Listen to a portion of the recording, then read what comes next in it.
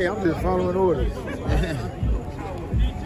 Let me get one of them slow motion pictures, bro. One of them slow motion pictures. You gotta shoot at 60 frames per second. Come on, now.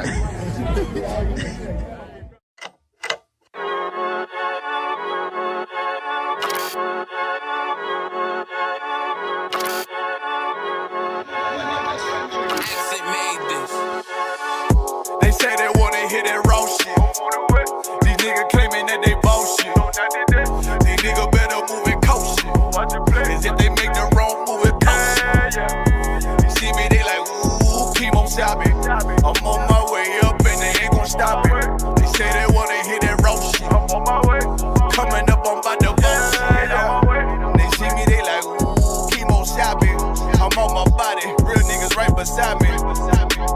Damn right, I brought my army, going up like a rocket, and can't nobody stop me. These niggas garbage, so watch your mouth, boy. Coming all black, slithering house, call me mouth, boy. I'm off the hip like a cowboy. I'm a king, you should bow, boy. Shorty like that, man, you cut up. Nothing I can handle. 144 in the booth, going Rambo. Niggas do you dirty like a stick in a bando. That's why I play the corner like a bum with a banjo. I'ma lead by example. Ooh, keep on sobbing, got this bitch off the hand, got this juice, got the drip, about to hit the bitch with the salt. It ain't rap, it's assault. Can't taste a bitch unless you with the coke. They say they wanna hit that raw shit. These niggas claiming that they bullshit. These niggas better move and coach shit. As if they make the wrong move and coach shit. Hey! One way, one way, one way, one way, one way.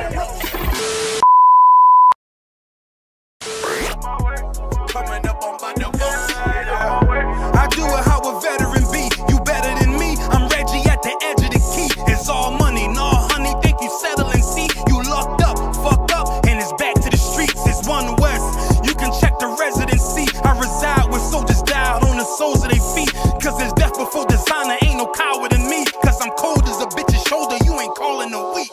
Get the cooking on this beat. Hope you like it well done. Got them killers rolling with me and they all red rum, red rum, red rum. Got you fuckers scared some. Get the banging on this beat till my fucking head numb. Black Glock, red drum, black and yellow air ones. Homie, you ain't got a vest. I suggest you wear one. Told these niggas we was going up. They was doing a lot of talking. Now these niggas ain't saying shit. Feeling like a legend in this shit. Lil nigga, I'm past veteran. Never feeling third. Lil nigga, I'm past second. Guns, I gotta have them all like Ash Ketchum. Shotty break a nigga ribs up like his wife left him. We all stepping. Kill you with kindness cause I'm dead nice. That 5'7" put you 6 feet, not talking height. That judge giving out 5, but you doing life. These hands are rude GPS. A mean right. That's mean right. We build different, you know the vibes. And we something authentic, we notarized. I keep a 144 because I know a cod. Noah's Ark, you know I'm with animals when we flowing by. We back again, no cap, when I'm with Cap again.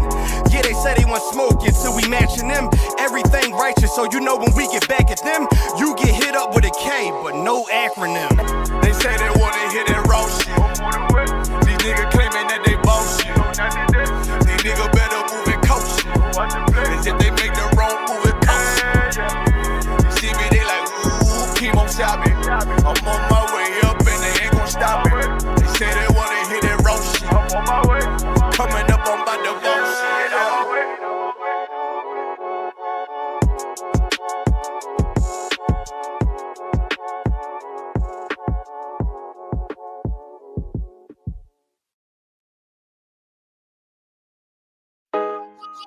Hey, hey.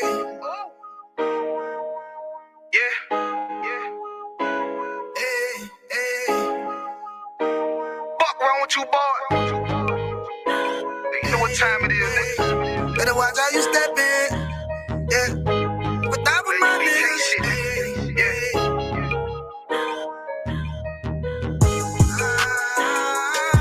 I'm in it, yo.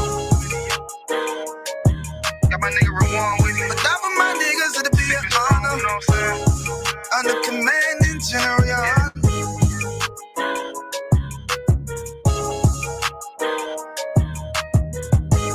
That for my niggas, it'll be an honor and a blessing.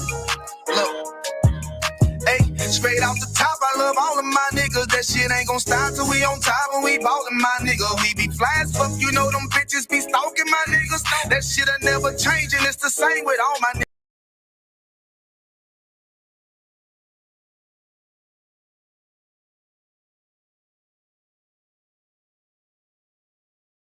I can gon' let them have it. Hey, make you the shit, this truth the shit. Nigga play, I let that Ruger hit. Get on them tracks, they be like, who is this? I'm rude with it. Ain't got no manners, all them pussy niggas talking shit. Y'all know they can't stand us, but we U.P.K, Louisiana, bitch, that's what I'm reppin'. And my niggas solid number, real ones in my section. If you wanna get down, put your boots on, start stepping. Brotherhood is a weapon. Brotherhood is a weapon. Better watch how you steppin', cause brotherhood is a weapon. If I die for my niggas, it'll be an honor and a blessing. Better watch how you steppin', cause brotherhood is a weapon. Brotherhood is a weapon. Better watch how you steppin', cause brotherhood is a weapon. If I die for my niggas, it'll be an honor and a blessing. Better watch how you steppin', cause brotherhood. I lay my life down right now for all my sisters and brothers, because I love them. I see them dapping and hug them. It's amazing to see how well we adapt from the struggle. Born again from a life of sin, trapped in the gutter. My mind frame was to kill my own kind. Feeling inferior, waking up ready to die. Run with them killers, so it's just a matter of time. For why take your life or let you take mine? That's when I realized the slaves killing slaves while the white man live to get old. We in them graves, the shit got me feeling played. I opened the Bible, went through them records, found out we was royalty, a nation to be respected. But in this world we rejected, we hated for our complexion. Still fighting to get accepted. We hear the truth and reject it, but love is getting corrected. And all my niggas correct me. The commandments, the foundation we erected. Brotherhood is a weapon. Brotherhood is a weapon. Better watch how you steppin', cause brotherhood is a weapon. If I die for my niggas, it'll be an honor and a blessing. Better watch how you steppin', cause brotherhood is a weapon. Brotherhood is a weapon. Better watch how you steppin', cause brotherhood is a weapon. If I die for my niggas, it'll be an honor and a blessing. Better watch how you steppin', cause brotherhood is a weapon. Hey, hey.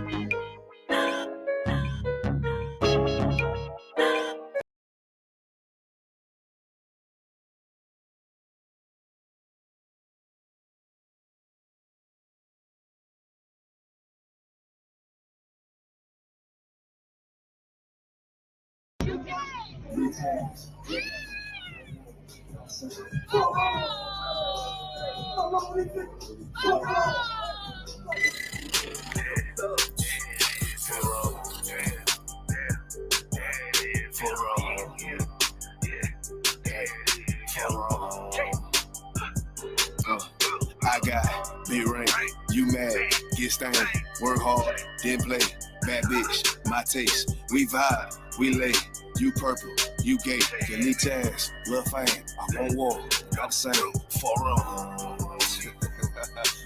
these people, I try to tell these motherfuckers time and time, nigga, pussy ass, purple ass nigga, man, nigga took my ass right, niggas better get their weight up, you little body bitch. Worry about a damn pay cut, you little body bitch. I ain't worried about none of these niggas, little body bitch.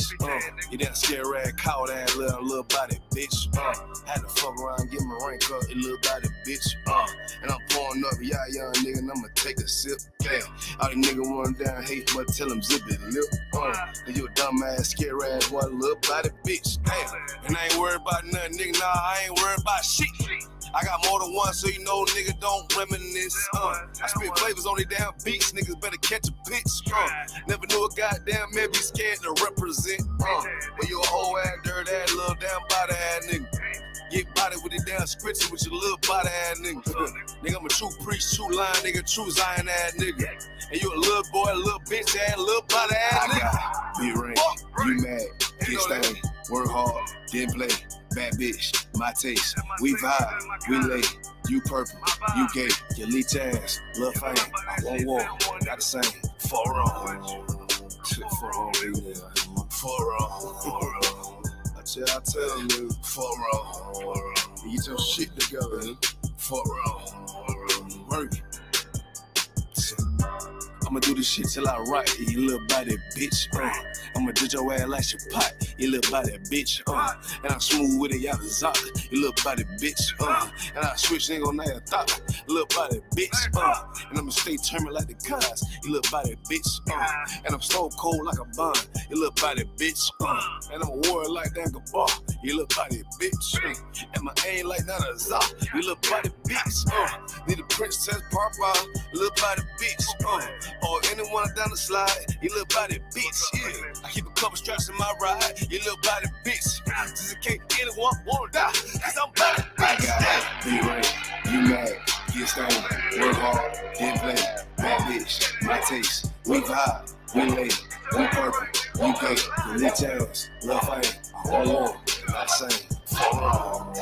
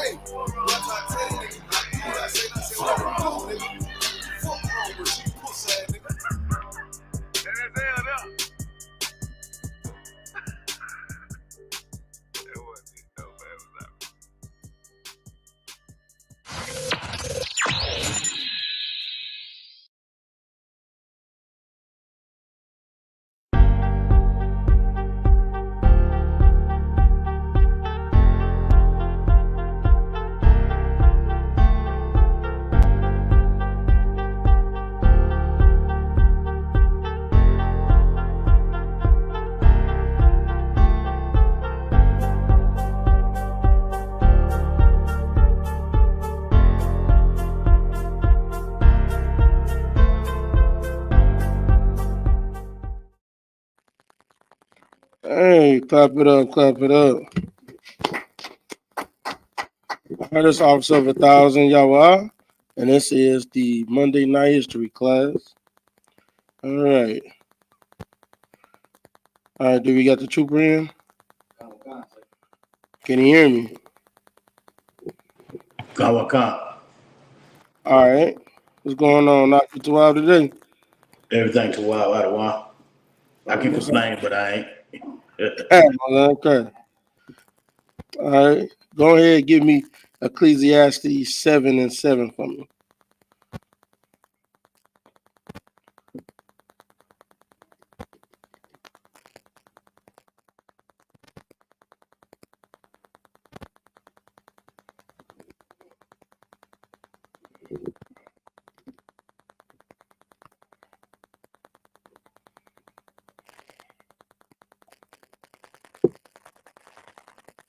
You got that for me?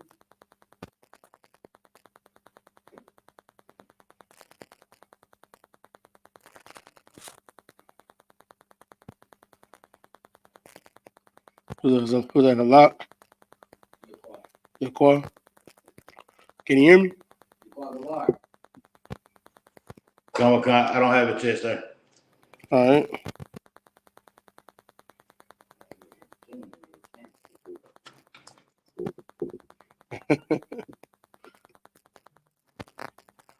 You know you gotta be quicker, right? Kawaka. All You right. caught me off guard. It's all Yeah, good. you ready, man? You a trooper, right? Kawaka.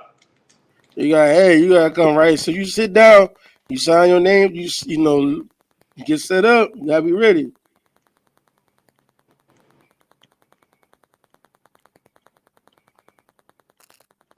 You ready? You got it. La, sir. You can use your phone now. Kawaka. I can't from StreamYard. I can't do it. I can't use my phone from StreamYard. I'm turning on my computer right now. I got you. You got it from Ecclesiastes 7 and 7. I got it right now, Ottawa. All right, go ahead. Ecclesiastes 7, verse 7. Uh-huh. Surely oppression maketh the wise man mad. I put it right there. That tells you right there. Oppression makes a wise man mad, right? That's why you see us out here screaming on these streets, right? Oppression make you mad, right? We gonna get into this. We gonna get into this whole thing about our so-called stars. You know what I'm saying? Our Hollywood stars, the people that a lot of blacks, Hispanics, and Native American Indians listen to. We almost revered these people, right? We revere them, like we think of them as being so high and mighty, and they out there put in front of us to be like our bastion of morality. You know what I mean? Like they just because they can sing and dance a little bit, some that can't even sing or dance, they like all of a sudden now that puts them at the level that they should be leading us. You understand what I'm saying? And there should be they should be leading nobody. They can't even lead themselves, half of them, right? They can't even lead themselves on what they're trying to do. All right, keep going.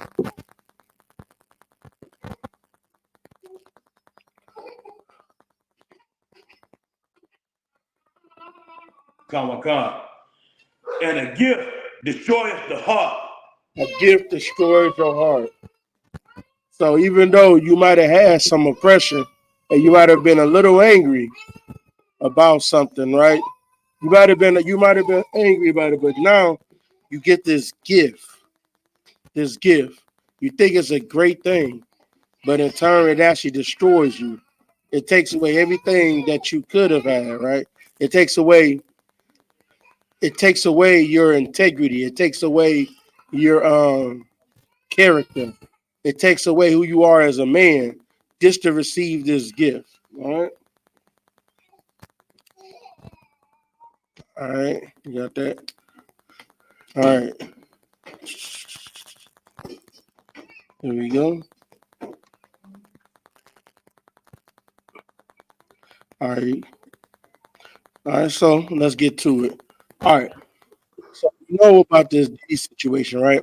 We all know that Diddy is not doing this by correct. Like this is something we should all know. Diddy is not the person that's really behind all of this, molestation or, you know, all of this, deviancy. He's not the sole source of all of this. He's just the one that's going to go to prison for it, or the one that's going to lose his. He's going to lose his prestige because of it. He is not the one behind this. I think we all should know this, right? He is being controlled by somebody, and it just makes you wonder what he did to either piss one of them off or whatever the case is, because now they letting him hang, they letting him burn. They gave him a gift, right? They gave Diddy a gift. The gift was he could start his own record label, right?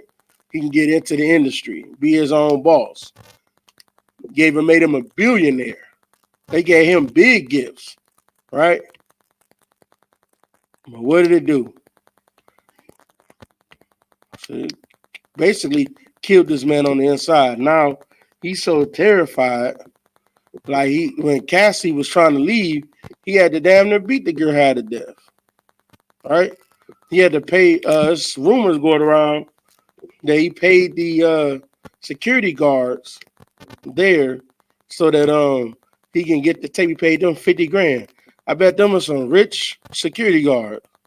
Just think, because if P. Diddy is going to this hotel, just think how many other celebrities going to this hotel and need to get stuff, taken off. How were they even able to get the tape? Right? Because they already knew that tape was for sale. Right? How were they able to get that tape? And Diddy, sick behind, he probably wanted the tape himself.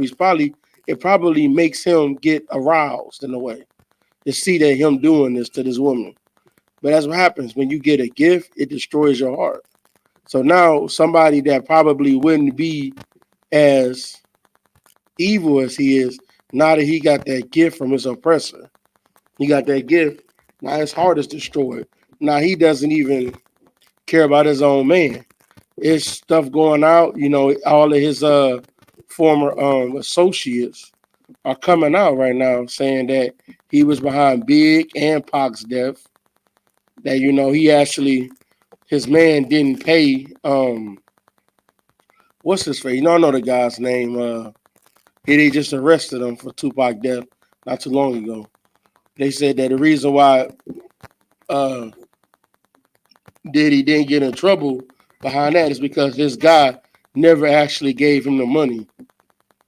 So because he didn't pay him, that's why he's not on the hook for that murder. But if he had some record of payment, he would have been on the hook for it. So y'all, anybody know this guy's name? He Comic was Con, on Vlad TV. What'd you say? Comic Con, sir. What's his name? They call it Keefy D. Yeah, Keefe did. There you go. He was all on Vlad TV, telling everything about this, about the murder, saying that he was in the car, right? So say he was in the car at this time. So all this going on, right? And Diddy behind all of this, but he doesn't get jammed up because he doesn't get jammed up for it. They say he's behind Kim Porter's death and a lot of other people's death. Craig Mack, that's why he wanted to die. You had Black Rob, all his artists, his big artists almost is pretty much gone. A lot of his big artists are gone, right? So, and all of this is because, his record label, him able to get this money that he got from his oppressor, because now he became the house Negro, right? He's not a house Negro, and now while he's sitting on the porch, he's looking for talent for the slave master, right? He's looking out for talent and say, hey, this Negro right here can make you some money.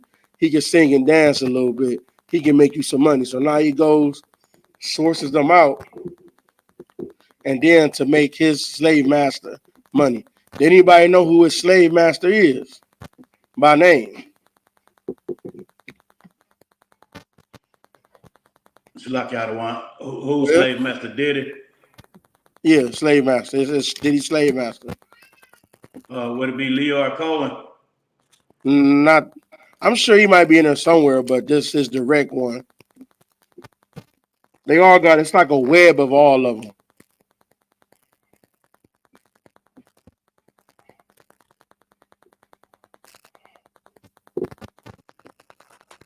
Anybody know?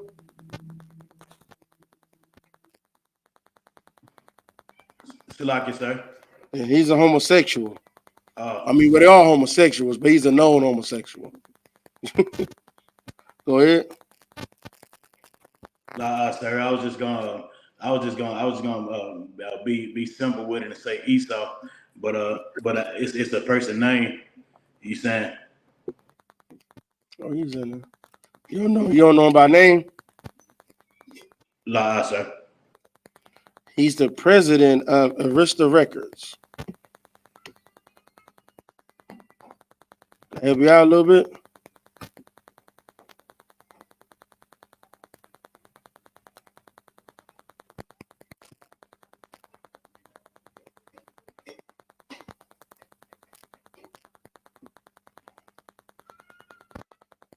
Got it yet?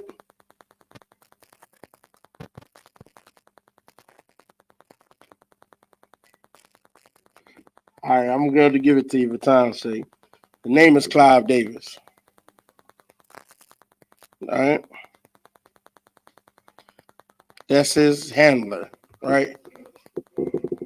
So, you never know everything that's going on into that industry, but you get to see little cracks in the wall that comes out. So you never know exactly what's going on. But like I said, you get to hear little cracks that comes through. So you get to know. So like basically, he was the one that signed the man over Uptown Records. He got him signed, and that's who P. Diddy used to work for. And then P. Diddy, him and that guy, they didn't, they bumped heads. Then he went to Clive Davis, and that's how he got the money to front Bad Boy Entertainment. And that's how he started his own record label. And then he got, of course, that's when he got, Big, Lil Kim and all of them. And he started pushing them. And then that's how he started making his money. Then he had other deals, that he did, of course, to increase his money, like his vodka, all of that. So he was ended up making, he ended up becoming a billionaire over the time, right? All right, so he ended up becoming a billionaire. So that's what's behind him. All right, now we go to And this is the time, a little bit like right before Bad Boy started. We're gonna go into a group that's called Milli Vanilli. Anybody heard of Milli Vanilli? Come on. What you know about Milli Vanilli, Trooper? Uh, I remember I was a kid back then, man. I remember two men with look like some weave in their hair, some dread like looking weave, and they used to sing it "Blame It on the Rain" or something like that. That's all I know about. All right. So Milli Vanilli, they were two black, from I couldn't find the information on Rob. It was Rob and Fab, right? That was their names. Fab is, I believe, a Benjamite, and I believe Rob is a Judite, but he went through so many orphanages, it was hard to find which way he was. You know what I'm saying? So because I don't think he even knew who his parents was. All right, but essentially they both had German mothers, and you know how when the military would go over to how um how I even think Kobe was born. He was born in another country, but because his father was his father was in the military, right? So he went over there, laid with a woman over there, had a baby, and then that's where this baby comes from, and that's where Rob and Fab comes from, right? So I'm pretty sure that Rob was Israelite, but I can't say 100%. All right, so we're gonna get into a little bit of history on them. All right, we got them pulled up on Wikipedia. Rob, we got them pulled up on Wikipedia. Okay, well you can play the video right now. Play the video, show the video we got.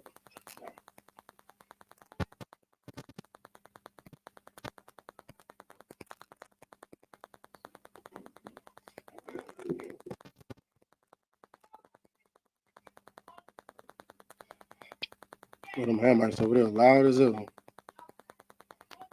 I know, it's like they right in the building. The first one, the longer one? Yeah, play the longer one. In a chaotic web. And today I'm kicking off my new series about a huge hoax that took the music industry by storm. From the late 70s, it had a tragic end right at the turn of the century. Now, the story I'm getting into today is that a famous French and German duo from Munich, Germany, Milli Vanilli. Now, you probably even know them as music. Their hit songs go like True and Blame on the Rain, or unfortunately, their demise live on MTV.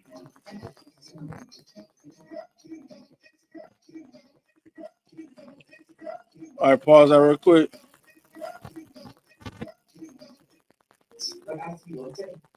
So Milli Vanilli, they were a group that if you were growing up in the '90s, you heard a lot about. You might have missed it depending on your age, of course, but you might have not known exactly what happened. But Milli Vanilli became synonymous with somebody faking.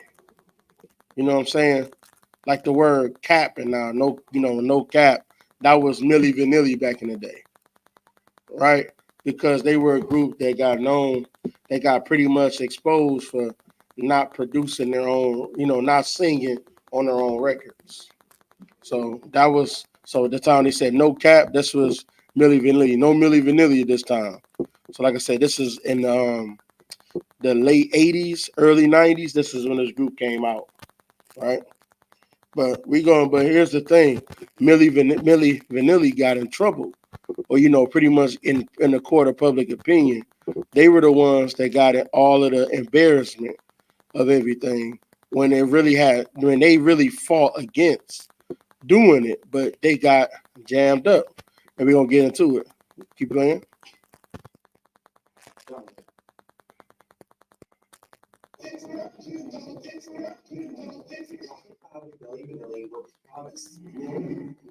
All while they had to keep up a secret, they didn't even know they were signing on to keep it. Like one day, unfortunately, it hit the Achilles heel of their career. Now, before we get into today's video, here at TITHES, we are constantly crawling the internet for our next story. But the reality is, can find You can skip ahead of that ad a little bit. address, phone number, and even relatives. My passwords and other sensitive information have been leaked before. In line. And if you sign up right now, or I will give you a free 2-week trial with my link, you'll be shocked at how much of your private information you are finds exposed over those. They keep skipping ahead. So click the link in the description box or go to aura.com. Now, let's get this clear. Milli Vanilli were industry plants from the ground up. It all started when the DJ crew of New Marks were working on their follow-up to their 1987 hit, I.S.U.P.K. Working with local musician Bill Hadway, they would work on a track that would end up being titled Girl You Know It's True. The song majorly resembled the DNA of I.S.U.P.K. but didn't get the same amount of airplay in the United States. It really only hit off in Germany. Now, Bill Hadway was a starving artist who worked at the local gas station to make ends meet, but the scene couldn't be sad. Even like Belgium, Frank Marion, he had the most cutting-edge equipment for the era, and nothing but time to make a souped-up version of the song he had heard in his home country of Germany. Girl, you know it's true. By the time he finished copying the song, it was a huge, booming masterpiece, and it just needed vocals. He was out with the Washington's vocals, a set of American twin sisters who were already accomplished in the music scene. Frank had a twin that he would thought would work first, so they would know exactly what to sing. So how did we get to the end version of Girl You Know It's True that we know today? Well, Frank would bring in Charles Shaw to perform the rap verse and Brad Harrell to sing the main chorus. That's right. So Milli Vanilli are not even singing on this song. Because Frank Marion was producing the rest of the song, he knew he had a worldwide smash hit. But as he looked at who sang on the song, he didn't feel as though the people who actually sang the song had the right image or look. All right, pause right there. Would make a choice. So this devil right here, or they said Rob Farian, he had this song that he knew he had been working on the song for a while. And he took it and he knew it was a big hit song. But he couldn't get the right people to perform a song. If you know anything about music, like this happens all of the time, right? There's a bunch of songs, especially during that time in the 90s where you didn't have the internet. So there were a bunch of songs, like huge songs that didn't get any type of play because it wasn't deemed as a hit song. But until they got the right person on it and the right way on it, then that's when it became like it was that one song, Live Your Life with T.I. and Rihanna on there, something like that. That song there, the person that originally made it, I think it was I can't remember his name, but the person that originally made the song, it was actually supposed to be a diss song, like a F.U. song. That's why if you listen to the lyrics, like the chorus, whatever, I'm pretty sure T.I. wrote his own lyrics, hopefully. But at any rate, if you listen to the lyrics of of Rihanna's part and all of that, it's really like a F.U. type of song. But then now the song came to what it is. Somebody else changed it up and made it different. These things happen all of the time in the music industry. You have one person that'll produce a song this way, but they don't have the right person singing. They know it's a big hit song, but not the right person singing it. But then here's what the thing is with the song. They knew they had the right voice with this song to make this a hit song, but they didn't have the right faces. Because these faces that they had, the people that they had, we gonna show them to you. They were like older. They were like older age, and they didn't have like a star look to them. That's why if you see Rob and Fab, like, even though to me it looked like they got a real, not unto homosexual look, be honest. But that's the punk type of pops, style that they want people to have for some reason. They love having men looking nigh unto being feminine. And then, performing songs and shirts off and tight pants. Like, this is the type of thing, right? This is what they do in the industry. It's like they always have some type of, showing some type of homosexuality off. All right, keep playing.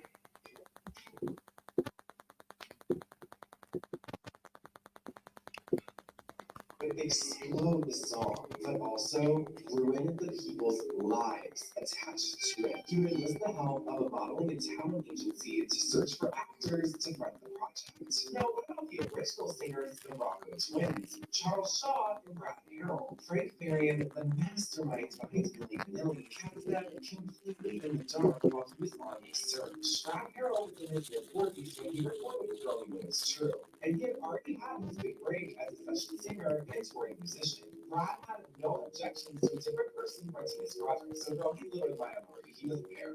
However, the same couldn't be said for Charles Shaw. He was only 28 and was attempting to break into the music industry in any way he could. Now, remember this, because I'm going to be coming back to it. It's very important. Now, in 1988, a fated meeting would occur between a French musician and model named Val Morgan and a German singer and model named Rob Pilatus. According to an article from the 1989 Los Angeles Times, Pilatus was anxious to do something in show business, but had no real focus. Experimenting, he did some work as a DJ, dabbled in modeling, but worked hard enough at breakdancing to become a champion. He earned an invitation to an international breakdancing competition in New York in 1984. During a side trip to Los Angeles, he met Corbin, who was here for a dance seminar at a disco. Pilatus said something clicked between us. His manner now enthusiastic as he began tracing the events that led to his current success. He explained that they not only connected on a friends level, but on an identity level as well, saying they both grew up in foreign cities. Dad, who was born in the Caribbean islands of Guadeloupe and raised in Paris, is the quiet one of the pair. Apparently, though, it's not because he's shy. Reportedly, Fab shies away from interviews because his English is limited. Now, remember, that's noted in his article at the time. So even with their success, people knew that he didn't speak full English, but he was also singing in full English, so I don't really know how that works. Now, this would prove to be one of the main giveaways of Frank Marion's Milli Vanilli scheme. See, the song Growing Go It's True was sang by American singers, and Morgan wasn't fluent in English. The duo would start by recording an album at a small label in Germany under the name Empire Bazaar in 1987, but would only sell a few thousand copies. I'll pause that very quick. Big pop star breakthrough. So they start off in Germany first, but the thing is, like all these things that show these different inconsistencies, this is before the internet. You understand this?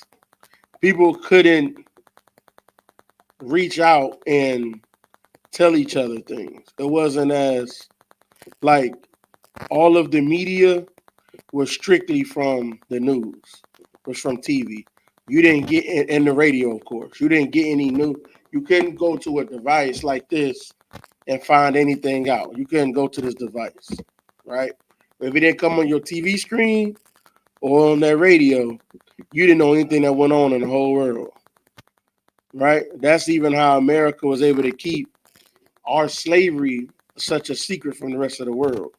They know it was a slavery over it, but everybody said it wasn't that bad. But you may actually discover the horrors that happened to slavery. Every other slavery had nothing to do with ours. Was nothing on ours, right? But they was able to keep it from the rest of the world because we didn't have the internet.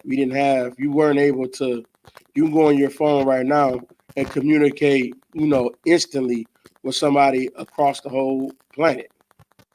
You communicate instantly with them. So it wasn't like this. You couldn't post anything on YouTube. You couldn't do none of these things that existed during this time. Like I think did you even have pages during this time? Try to think. Were pagers even around? Early 90s though.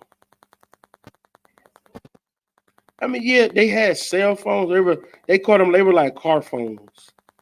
They were like in a suitcase thing that you had. For the younger brothers, they may not know. They were in like a case. Like it looked almost like a briefcase. My godfather had one that looks like a cooler that you would have, and you just unzip it, but it's in like the like a tough case, like a tough nylon case, if I remember correctly. I was a kid when I seen them have it. And you'd have to pick it up and have like a regular phone, got a cord, and you go talk on the phone. You only had like about 100 minutes a month or something like that. And they cost a lot. Like and you had bad service everywhere. It wasn't good service, so they didn't really have it. Then eventually started becoming, you know, they became like in the '95. You had the way you could flip the part. I had the number on it. Then it got smaller and smaller, and you had more capabilities. But at this time, you had car phones. At this time, and then very few people had them. If you didn't catch somebody at home, you didn't catch them. We had things called answering machines.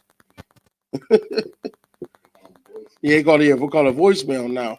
But you had an answer machine, you would leave, and that's how you can tell somebody, hey, when you get home, call me back. Because they can't answer the phone or they're not home. They have pages, okay. So yeah, they had pages. So some people had pages, you would page and you'll put in your number. They'll when they get home, or they get to a payphone, they'll go call you back. They had payphones. They had payphones anymore. So yeah, but we had payphones. You have to go open up grab the phone, put quarters in, and then dial the number and call somebody. Go ahead.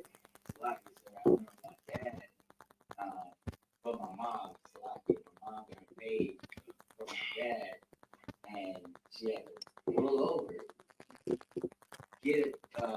pull up to the payphone, call him at the house to see what was up, and then we kept moving. Like I remember that like having to pull over to use the phone.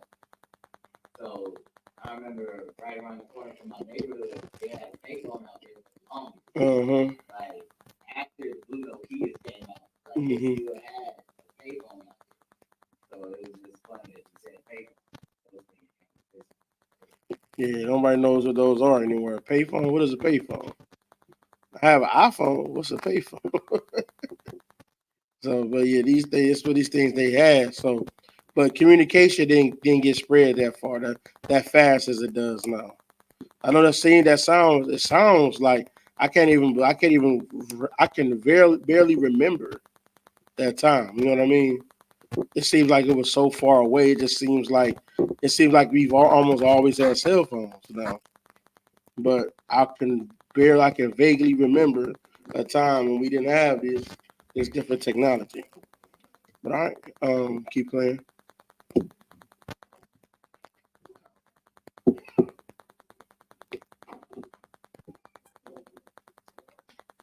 Working at California models to make ends meet, their pocket mission was still going strong, as Rob would secure a spot as a guitarist for Eurovision that same year. Rob and Fab would make friends with musicians in the area who were always doing studio sessions with Frank Marion. It wouldn't take long for all the musicians to get in the studio and start playing together. They had so much fun together. Wow. They got a band together Wow. to perform at the Bavarian Park. My wife about to give you a drink. First saw Rob and Fab She about to give you. and he was mesmerized by their high energy. Frank knew they had to start walking, and he hatched a plan for Rob and Fab to run his new project. Frank called Rob and Fab over to his studio where he would make them a proposition of a lifetime. He would state their equipment, staring them dead in the face, and platinum records lining the walls. Rob and Fab finally felt like they were where they belonged. All right, pause right there. So, you just imagine you poor. They didn't mention this. I would like to get it, but I know the copyright would be crazy. But if you I watched it behind the music on these. They were living like basically homeless at this point. Rob and Fab were on basically like they might have been living on some friends' couches and just essentially homeless, right? Essentially homeless. So imagine you being homeless and some devil comes to you and you're not a UPK, right? You was in the world, right? And some devil gives you $4,000, right? So let's see what let's go in 1988. $4,000 in 1988 today.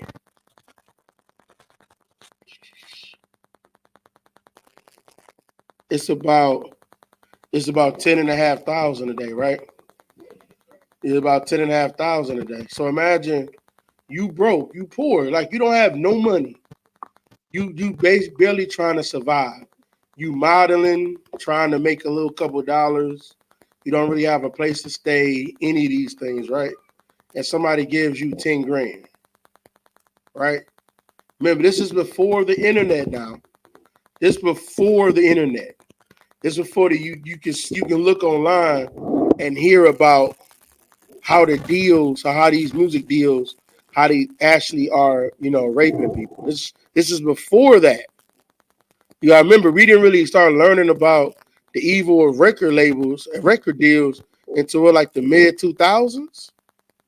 You know what I'm saying? We didn't really learn about this. You heard a few artists say something. You heard Michael Jackson say something, I believe.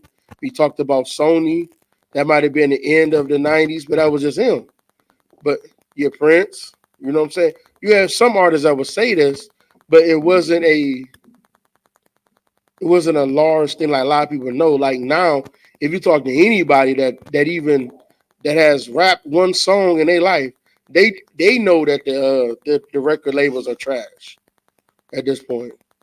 They all know that they're bad. But at this point, the information wasn't out there like this. They didn't know that the record labels were this bad. They believed the facade of people being rich when they started being in music. They believed this at this time. So just imagine you don't have nothing, literally nothing. You don't have no lawyers. You don't even know that you're supposed to get lawyers to sign documents for you or to go over documents for you. You don't even know this. They just give you a document and say, hey, if you sign this, you know what I'm saying? You sign this, and hey, you go ahead and we'll give you $4,000 right now, and then we'll make sure you're good to go. So then you go to the studio, you see, I think they're gonna talk about it too. They had a picture of Stevie Wonder in the studio not too long before them. So you got all these legendary artists that go to the studio. So now you like, yo, this is where the magic happens at. I made it. And he giving me $4,000, right? To do this, you're gonna take it and you're gonna probably sign that contract. Sign your life away, right? And that's what happened with these young brothers, man. You gotta remember at this time, they're young, they're like in their 20s, early 20s when this happened. They're not 30 or any of that, they're early 20s, like between 20 to 24. This is when this happens. How smart were you at 24, 20 to 24? Right? And you had the internet. You were able to look up this stuff. These kids now, they ain't got no excuse. Hell, you can put your contract, have AI tell you about your contract. Well, you need an attorney now, right? ChatGPT can tell you your contract now. All right.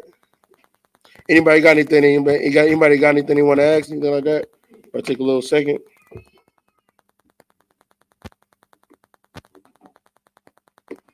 All right, go ahead, play. Version of Girl, You Know It's True with all those studio session singers, and Rob and Bob assumed that was the demo for the final version they would be recorded. However, with no legal counsel, photos of Stevie Wonder recording I Just Called to Say I Love You like your brother in the very studio they were sitting in, hanging up on the walls. Rob and Bob quickly accepted Frank Farian's 3-album deal and $4,000 advance with little to no questions. Frank Farian had officially sealed Rob and Bob's fate with a production deal on the spot, which was a less than desirable deal. See, Frank wrote a lot of the songs and also produced and owned the masters and publishing. Rob and Bob would be given a percentage of the earnings once the music was released. This was a small price to pay for what Rob and Bob truly wanted more than anything. Expecting to be recording their new album soon, Rob and Bob immediately took all of the $4,000 and bought hair extensions and new wardrobes. When Frank called them back to the studio, Rob and Bob were under the impression it was to record their new single they had heard the demo prior. However, when they got to the studio, Frank informed them that they would not be recording anything and that the vocals were already recorded. All right, pause that. So imagine you get this money, think you about to record your some music, and they say, oh no, it's already been recorded. You like, I ain't recording that. Right. But you did already got this $4,000, right? They didn't already got you on the hook. with this bait. Just like I heard with the generals they were talking about before when they were saying about it might have been, I can't remember, it might have been him or it could have, I can't remember, but basically they were discussing NWA is their contract, right? They were discussing that contract, and he said that everybody else has signed it, and they tried to get Ice Cube to sign it, but he said to Ice Cube, he said, no, I gotta have my, my lawyers look at this first before I sign it. And he said, well, no, you ain't gotta do that. Everybody else done signed it. We just waiting on you. Everybody else signed except you. So they use different techniques and social programming to basically get you to sign things that you know that in your heart you probably shouldn't sign, or you should get some type of counsel before you sign these documents. But they use different things. They use your poverty. They use your vices, whatever you have. They knew that they wanted to be famous, right? And they gave them $4,000. See, the thing about it is, at this time, $10,000, you got to think about it as today, right? $10,000 will last somebody that's a regular person a lot less. Well, I mean, will last you a lot longer than somebody that's famous. Because somebody that's famous can't go to Walmart and buy their own stuff. They not got to pay somebody to go buy these stuff for them. Because if they go to Walmart's right now, imagine if Beyonce goes to Walmart. She ain't gonna be able to get from the front to the electronics section, right? They're gonna stop her, right? So when you become famous, you got even more expenses because now you got to pay everybody to do everything for you, and you got to keep up appearances. So you got both of these things. So you're going through your money even faster than you would normally. You got to keep up appearances, and you got to pay everybody to do everything for you because you can't do it yourself now because you can't go anywhere. Anywhere you go, crowds of people show up, right? So that's how they got them. But this is a little bit further down the line. This is before the song really came out, right? What they're talking about now. But that's why they really got set on the hook even deeper, is because now they can't do what they want to do now. All right, keep going. It could be the promotion work for the song that the studio session singers had already sang. It wasn't even their song. Robin Thicke would immediately decline and said they wanted no part of the charade, as they were real musicians. But Frank would fight back, saying they had already committed to doing this, and they were contracted for 3 albums. Say pause right there. Their contract. See, they had integrity, did they not? They had character. They said, no, we not trying to do this. But what happened? That paper they signed. You know what's crazy? You know what's so crazy? That's why I think that Rod was a Israelite, because this always happens to us, right? It's like, how come our oppressor, he can get out of his own contract, but you can't ever do it? If y'all notice that, he can get out of his side on the contract, you just can't. Y'all notice this with everything? You go back to when they signed all the contracts with the Native Americans. They went back on all of their contracts that they signed, right? And they still not held that far for it. But let you not fulfill, which, if you had a bill, you didn't fulfill that bill, right? What they do, put on your credit and mess you up so you can't get nothing else, right? You were held liable for your contractual agreement. But the oppressor, especially if he got some money, he never is held liable to anything. All right, keep going. You keep playing, Rob.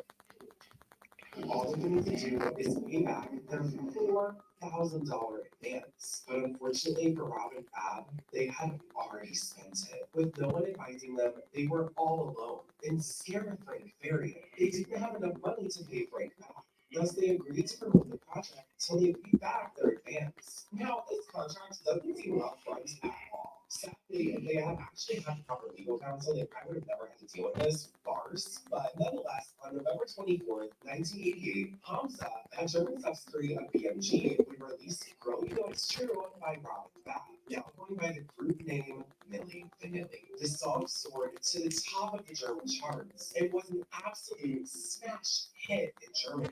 Now, up until this point, the original singers of the song, Charles Brad and the Rocket Twins, had been completely left in the dark about Robin Thicke being the basis of the project.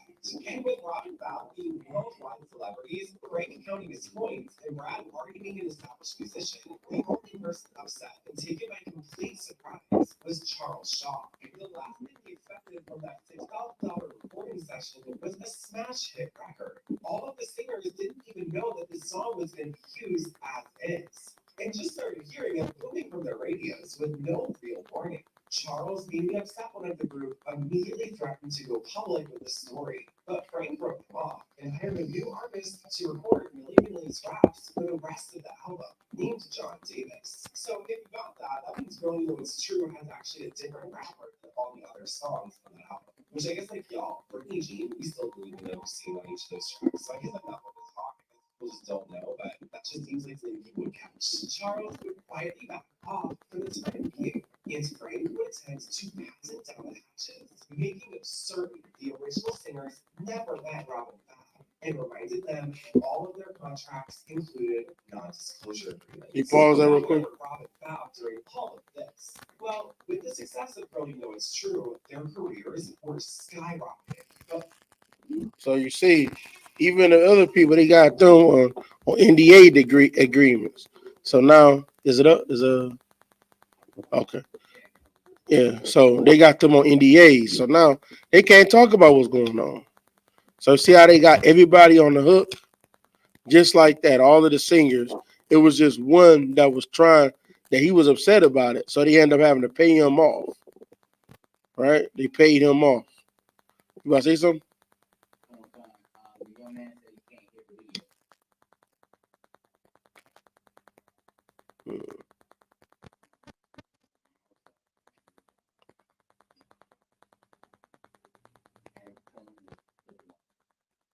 Can y'all hear the video? Put a one in the chat if y'all can hear the video when it's playing.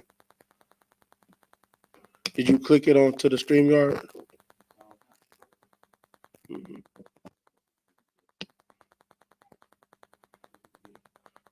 Okay. All right, play it. See if they can hear you. Frank was fronting them their living expenses to be paid back, so they weren't getting any closer to paying off their ever-evolving advances. All right, pause right there. So what he's saying too, can y'all type ones if y'all can hear the video? But what he's saying in there is that now they're on the hook, so now they had to keep. They're trying to pay off that advance they had, but because now that this hit came out, like I said, you can't go to the mall anymore. You can't go to Walmart's anymore. You can't go to any of these places anymore. So now you got to pay more money to keep up these appearances. So now they're not able to pay back the $4,000 because now they got to keep on using more money to keep with their living expenses. Is it playing? Is the video playing? So that's what they have to keep doing. So they kept falling deeper and deeper into debt, which is how the oppressor gets you. He's making millions and millions of dollars. Meanwhile, how's the artist that's making the song going deeper and deeper in debt, but the person that the record label is making millions and millions of dollars? What's going on?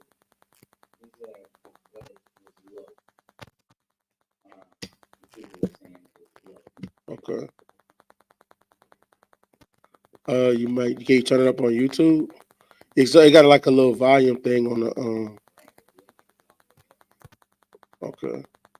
There's one on it's one on there and there's one on the the stream part. Make sure both of those are up.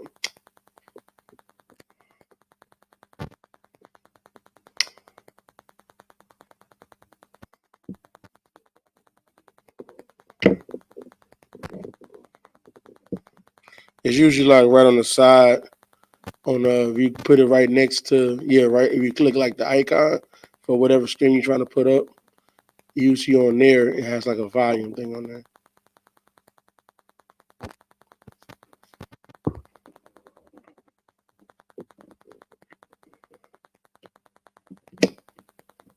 And how about the YouTube video? Is the volume up on the YouTube video?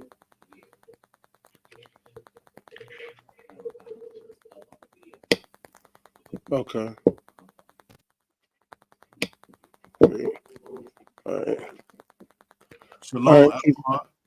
Yahweh Shem Yahweh Shabbat Rakatah, sir. Shalom, That's trooper. what's going on? I'm Tawab Adawan. How about yourself? I'm to about. Can you hear the video good, or you can't hear it either? I can hear Adawan, but it was kind of low.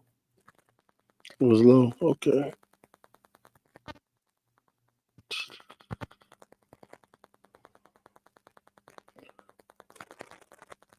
Hold on.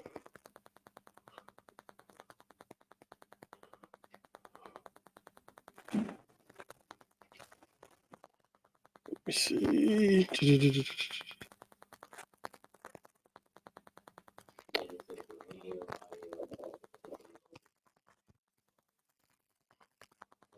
Okay.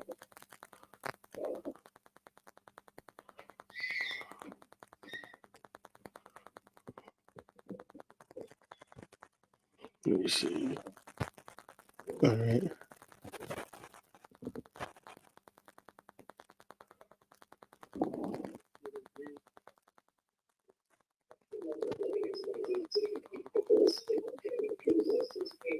Okay. All right, pause right there.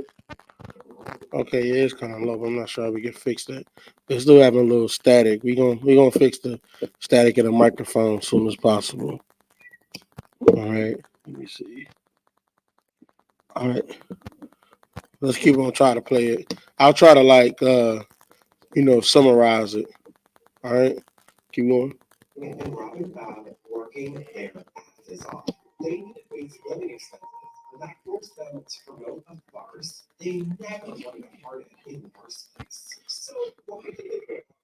They were selling out arenas every night, and they couldn't pay back their advance at this point, maybe. But this was also their dream. It hadn't even been a year yet since that fateful meeting with Frank Varian. And they were on a rocket ship going higher and higher. Getting out of the deal was becoming less of a priority. They were now touring the world, lip syncing to other people's voices and putting on a show. All right, keep pause right there.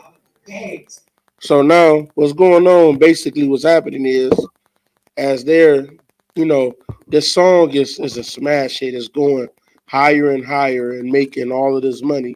So in order for them to pay back the money, they got to keep performing to pay back those advances. Got to keep performing, and so that the more that they do that, the more it corrupts them because they're lying every time they do it. That's another small lie, because they're trying to do this small lie to pay back the first lie. So they get them trapped in like a never-ending cycle of lies of them doing it. And then too, they got their dream on the one hand that they're achieving their dream that they wanted to have, but the dream has corrupted them because they signed something they didn't know what they were doing, right? So that's basically what they're telling about how their song it was going. It was getting higher and higher in numbers and all of this. But then, and then too, the label owner ain't never really gonna tell you how much your song is really making. That's just be for real. They're not gonna tell you that. Like they still say country sells more than hip hop, which everybody says they don't believe that, right? They still say that because they don't want black people to know that they have the highest market share when it comes to music. Because if we knew that, then we might get a little ambitious to say we need to control it, just like everybody else control all of their stuff. You know what I'm saying? These Indians control curry. You know what I'm saying? They control that. You got Moab. They control. The hair, selling hair. They all industries that they all control. But black people, they don't have nothing that we control, right? So they don't want us to know that hip hop and rap and R&B makes more money than everybody else's, because they don't want us to try to get our own music under our control and market our own music so that we can keep all of the money and see what the real money that's available coming in. All right, keep going.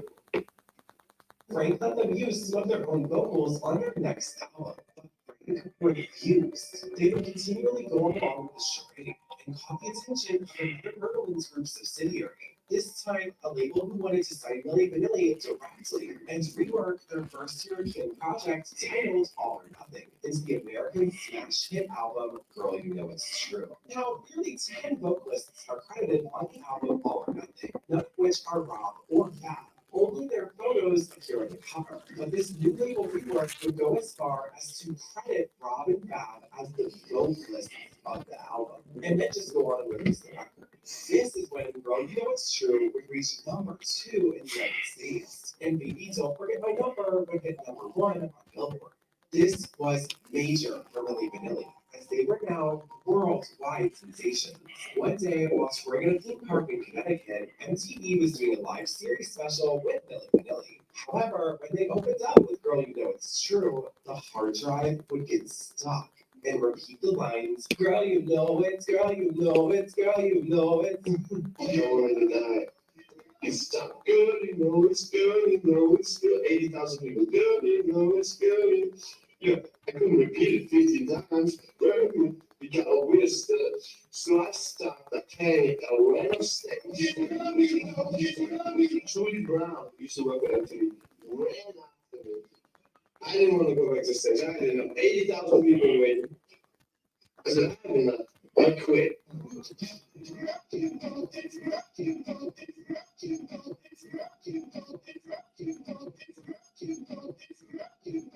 Robert called, I knew right then and there it was the beginning of the end for Milli Vanilli. When my voice got stuck in the computer and it just kept repeating and repeating, I panicked. I didn't know what to do. I just ran off the stage. All right, pause right there. So just so y'all know what's going on, this they're talking about. They knew they they were performing, and right in the middle of that performing, the song got stuck saying "Girl, you know it's girl, you know it," kept repeating itself, and they knew right then and there that was the beginning of the end for Milli Vanilli. Once the track got stuck and it kept playing, the hard drive that they had the song in, it like messed up or something, and just kept replaying it and replaying it.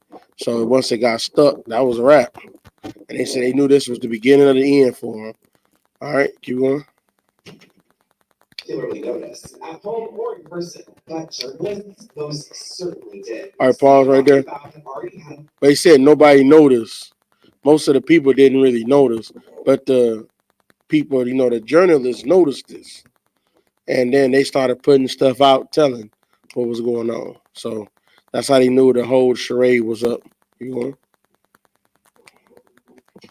Suspicions swirling around about them backstage in the industry, as they had thick European accents, but in a perfect American accent. Not to mention, the LA Times reported that the Bob declined to interview due to his lack of English. Downtown Julie Brown, a host on MTV, actually ran after Rob and convinced him to the show in Connecticut.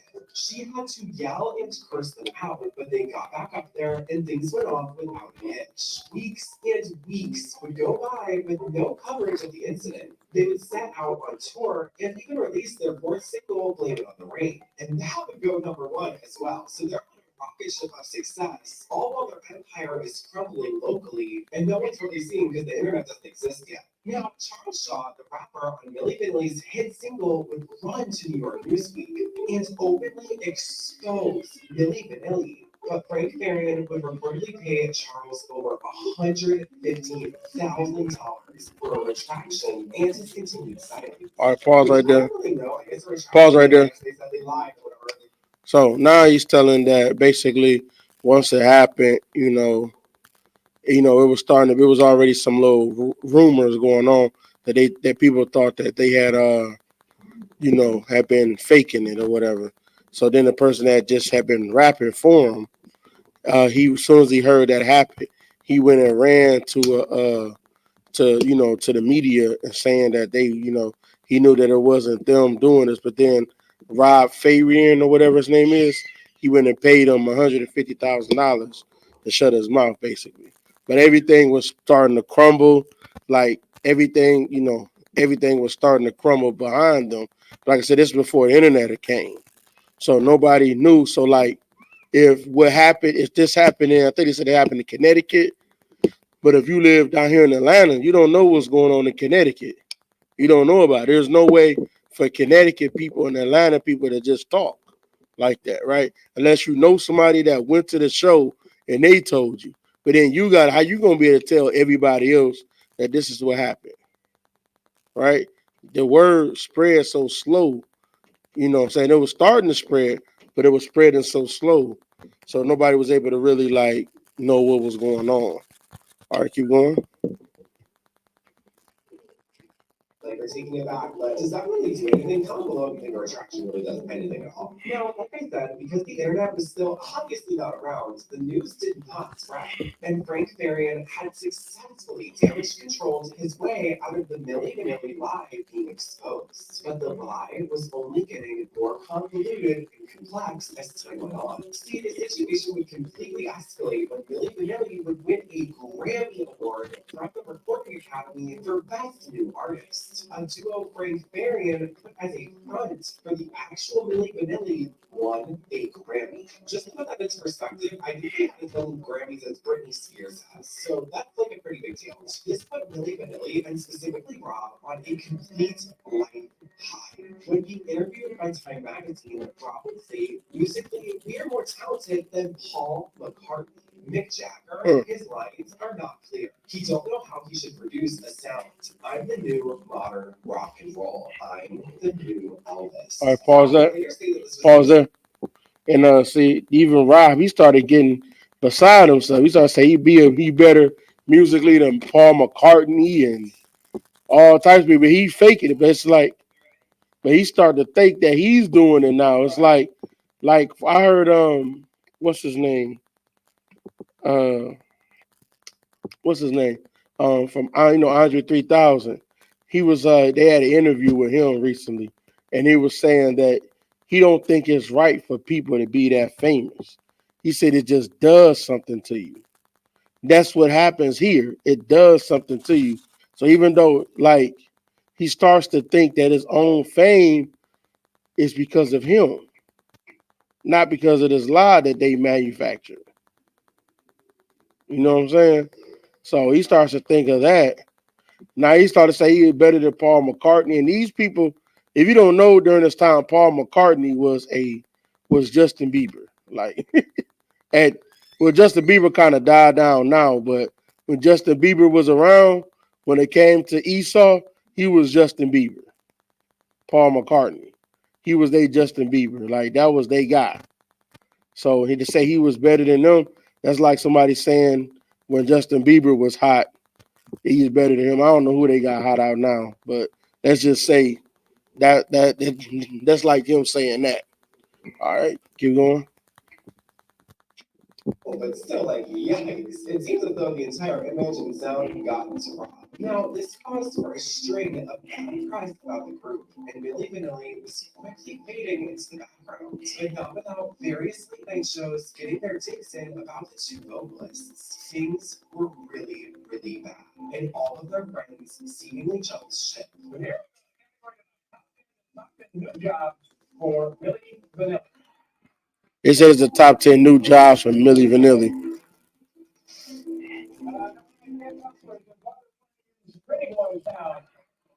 Jamaican pickpockets and American Express commercial number 7. Jerry's on idea for Milli Vanilla. Professional objects is stored in trivial for years to come. In 2020 in the Buckwheat division. Even newer kids on the block. Number 2.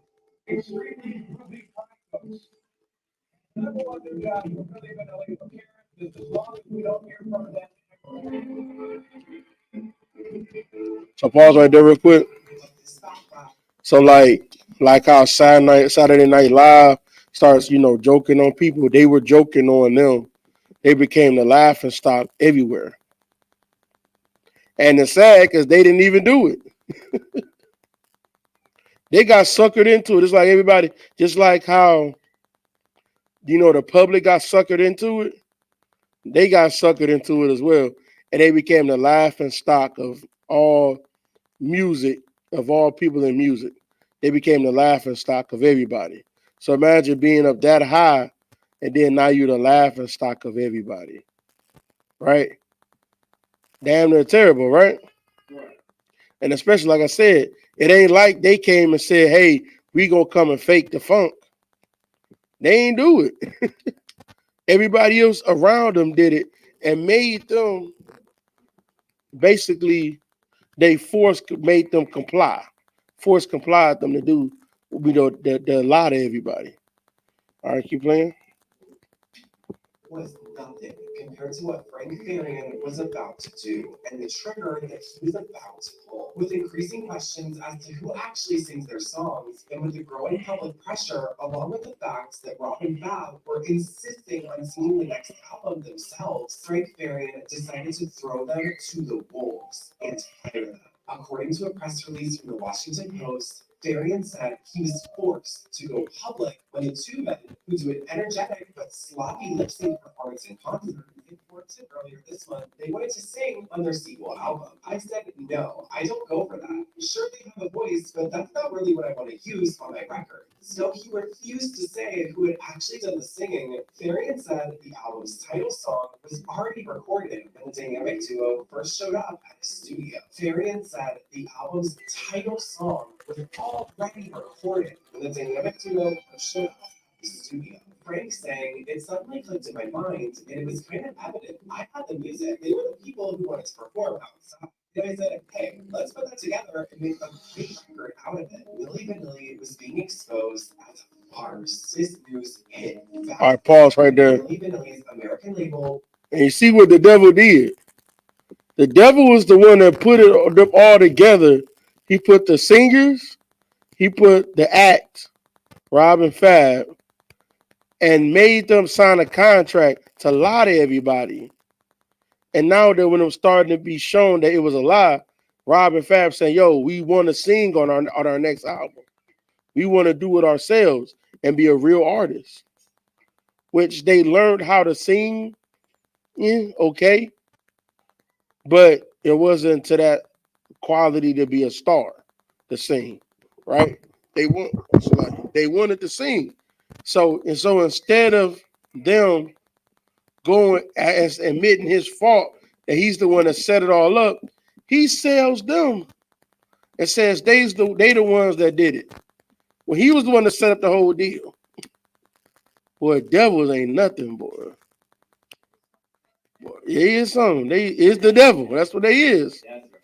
Good night. Like you could even have enough dignity in yourself, enough honor to just say, I set this deal up, had nothing to do with these artists. They were good people. We just wanted to make. I had this hit song. I knew it was his song, and he could have even tried to sugarcoat it, say, "Hey, this his song. I knew it would have impacted the world, and I felt like this song needed to be out there, and I couldn't get it sold the right way unless I had it this way." He could even done some stuff like that. But he said, nope, it was all Rob and Fab. They wanted to lie. They wanted to do this. But he's the one that set up the whole deal. Go ahead. It had nothing to do with them. And according to PMG employees, they immediately took down their platinum plaques the day the news broke. They were dead to the group of people that had built them up for nearly 2 years now.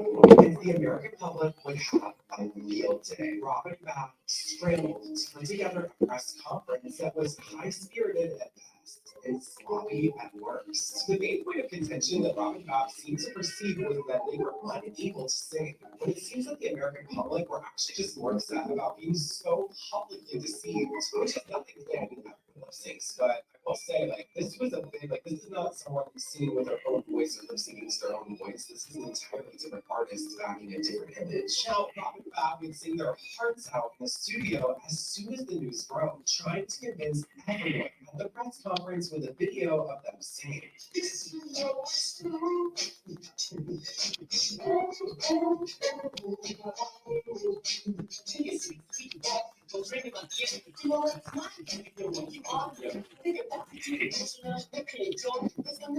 To get on the book later on when they were to receive the Grammy, again, we were working on the voices and they were doing separate, and they were always talking about Bill. They couldn't sing that live again. They were told, no, you're not singing tonight. The reason I know is that I was standing there. But I do know that these men are able to do what was required of them to make that record, and they were told not to, and that's it. They would even sing at the press conference itself, but to no avail. Their voices were good, but not the same as what they had been portraying for an entire album cycle at this point. At this press conference, they offered up their Grammys in a tongue-in-cheek way. This Grammy back now, but we get this Grammy back now to the record company and to recommend our artists to do real voices. Guys to do like us, Germany. Brad Howell and Joe Davis are the real singers, and I think they should get this. But the Academy took this very seriously. And Milli Vanilli became the first artist in history to have their Grammy rescinded. This press run would be one of the biggest scandals in modern music history. Newspapers printed with the faces of Robin Fab saying, "We sold our souls to the devil," would be distributed throughout the United States. Robin Fab would claim that Frank Farian refused to allow them to sing on their own songs. But Frank Farian holds that he did nothing wrong by the duo, and that the studio singers and Milli Vanilli all paid millions. According to Frank, the only person wanting more was Rob. Now remember, we are in the 90s, and numerous lawsuits would develop over the situation, and not the kind that I was expecting. See, previous fans of Milli Vanilli were suing their American label and distributor for a multitude of reasons, all stemming from the deception of Milli Vanilli. However, instead of addressing the nearly 30 lawsuits that resulted because of this, the record label offered a public settlement, ranging anywhere from $1 to $3 total. And you were using receipt like if they were 27, like you might be a million report. If you concert with million form, or million merchandise. If so, listen to your this important message about pending million lawsuits that affect your rights. If you fall into any of these three categories, you are a member of a closed class and action is a report of companies you run with. And that's going way too fast. And 10 million were eligible, but only 100,000 applied. Robin Fab's bank accounts were being drained by legal fees. Pause that. The fortune that they had was leaving them. Pause that. Now see, Rob Farron, the dude that got them all together, he was saying all the time, "I'm not doing anything wrong," right? That it wasn't me doing any of this. He thought he was Shaggy. This wasn't just it wasn't me.